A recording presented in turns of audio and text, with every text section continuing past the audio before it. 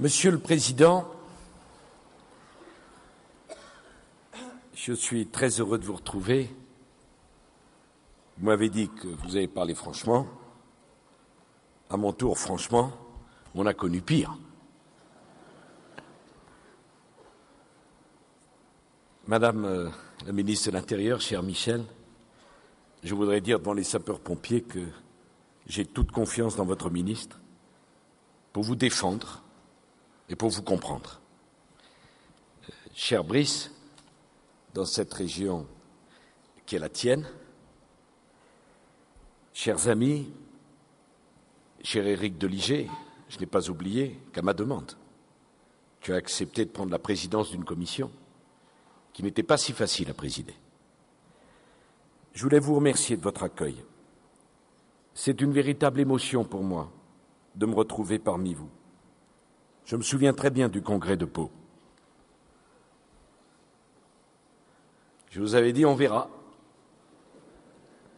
si mon instabilité professionnelle va se poursuivre.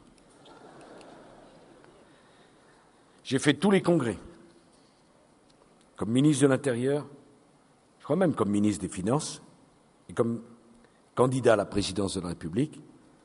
Je vous avais dit, si je ne suis pas élu, invitez-moi, et si je suis élu, je m'inviterai. Voilà. Et je suis sûr, Michel, que si je n'avais pas été élu, il m'aurait invité. Je connais les contraintes de votre métier. Je connais les sacrifices que votre engagement exige de vous-même et de votre famille. J'ai une pensée particulière pour vos femmes, vos enfants, et pour les femmes sapeurs-pompiers, pour vos maris et vos enfants, qui sont solidaires de cet engagement. Et je sais parfaitement qu'aucun membre de vos familles n'a pas le cœur serré lorsqu'il vous voit partir en opération. L'appréhension, la peur, la crainte fait partie de la vie des familles de sapeurs-pompiers. C'est pourquoi être un sapeur-pompier, c'est pas faire un travail comme les autres. En venant à votre congrès, j'honore bien sûr ma promesse de l'année dernière, mais je souhaite surtout honorer l'ensemble des sapeurs-pompiers, qu'ils soient professionnels ou volontaires, auxquels je veux associer les personnels militaires de la BSPP, des marins-pompiers de Marseille, des UISC et bien sûr, vous le comprendrez, des personnels de la sécurité civile. Je veux vous adresser l'hommage de la nation, saluer ceux d'entre vous qui ont été blessés en opération et m'incliner avec respect et douleur à l'évocation du souvenir de vos camarades décédés. J'en ai présidé des cérémonies pour accompagner l'un des vôtres à sa dernière demeure. Ce congrès, c'est aussi pour moi l'occasion de poursuivre avec vous tous ce dialogue engagé il y a 5 ans et de tracer ensemble les voies nouvelles d'évolution. Il est habile, votre président. Il dit, puisqu'on a avancé ensemble depuis 5 ans, il ne faut pas s'arrêter. Chez les sapeurs-pompiers, un petit compliment, ça sert toujours pour l'avenir. Alors, je vous ai écouté avec beaucoup d'attention, Monsieur le Président, et les questions que vous soulevez sont importantes. Vous avez dit votre préoccupation en matière de secours à personne, je la partage. Qu'attendent nos concitoyens? Ils attendent une réponse de proximité et une demande d'aide qui ne relève pas toujours du geste médical ou de l'urgence, mais qui peut tout simplement manifester l'attente d'un soutien ou d'un conseil. Ils attendent un secours le plus rapide possible en cas d'accident au domicile ou sur la voie publique. Ils attendent une prise en charge médicale efficace et de qualité lorsqu'elle est nécessaire, elle aussi, dans les meilleurs délais possibles. Il faut prendre en compte le désarroi d'une jeune maman face aux pleurs incompréhensibles de son enfant, de familles confrontées au malaise d'un parent et de bien d'autres situations où les aléas de la vie nous laissent totalement démunis et où le drame peut arriver à tout instant. Notre système médical et de secours repose sur 3 piliers. La permanence des soins, le secours aux personnes, les services d'urgence. Si l'un de ces éléments vient à se dérégler, l'ensemble du système est perturbé. Alors quel est aujourd'hui le constat que l'on fait? Pour nombre de gens en France, trouver un médecin devient une préoccupation. L'incompréhension de la population est réelle et chacun peut faire valoir son expérience personnelle ou celle de proches dans la difficulté lorsqu'il cherche à joindre, en dehors des heures ouvrables, le samedi, le dimanche ou les jours fériés, un médecin libéral de garde ou la régulation libérale lorsqu'elle existe. On pourrait citer de nombreux exemples de dysfonctionnement. Les élus, comme la presse, s'en font l'écho innombrable.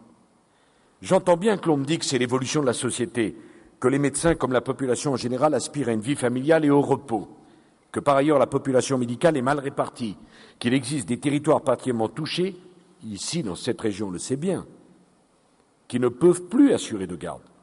Mais j'entends aussi, lorsque l'on me dit que des tableaux de permanence laissent vacants des secteurs entiers.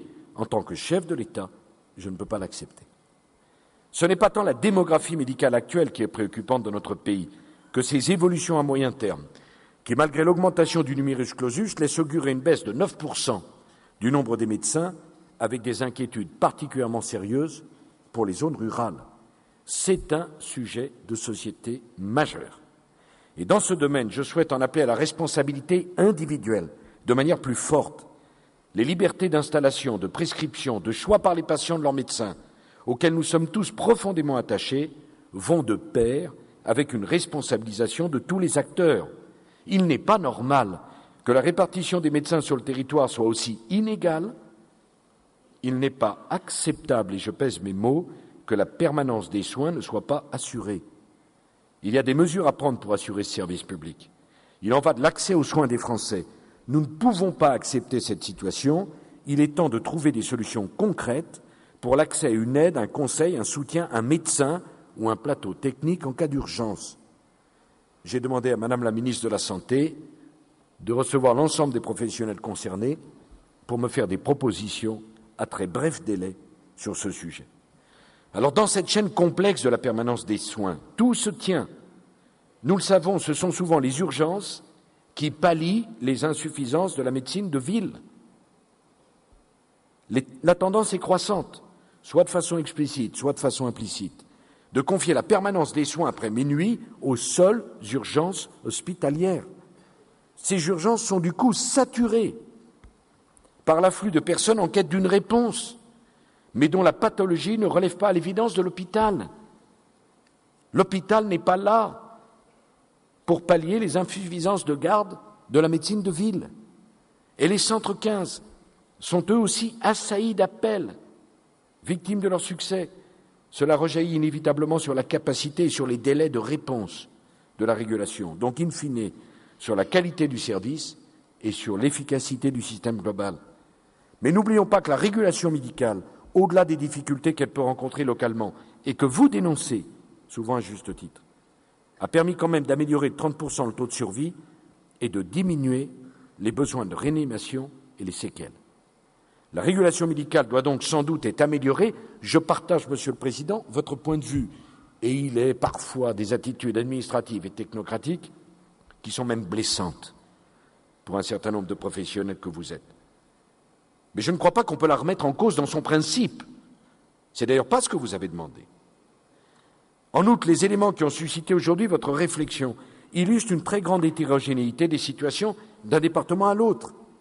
Et disons-le, un partage des compétences mal stabilisé. Alors, comme vous, je souhaite que l'on conduise un véritable travail sur l'organisation de notre dispositif de secours et d'urgence, sans a priori, sans s'attacher à de fausses querelles. Et je vous sais gré de ne pas réduire le sujet à une opposition entre rouge et blanc, qui serait inutile et inefficace.